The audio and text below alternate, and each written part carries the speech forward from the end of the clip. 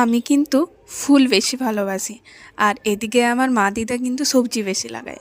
যেমন দেখো না, এই ভুট্টাগুলো সব দিদা একা লাগায় প্রত্যেক বছর, আর ফলন কিন্তু খুব ভালো হয়।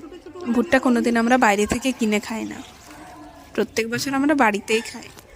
ভুট্টার নানা রকম রেসিপিও বাড়িতে তৈরি হয়।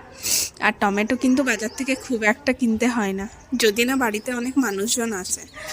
আর দেখতেই পাচ্ছ কত পেঁয়াজ লাগানো হয়েছিল মার্চ এপ্রিল মাসে, এখনও কিন্তু পেঁয়াজ রয়েছে। কে কে পেঁয়াজগুলির পকোড়া খাও কমেন্টে জানিও কিন্তু। ফুলকপি, বাঁধাকপি, বেগুন, পালক শাক, শীতের সবজি কিন্তু আমাদের বাগান থেকে ম্যানেজ হয়ে যায়।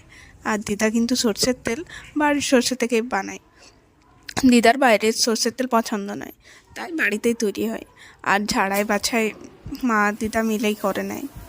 আজকে এই পর্যন্তই থাকলো, দেখা হবে নেক্সট ভিডিওতে। ও।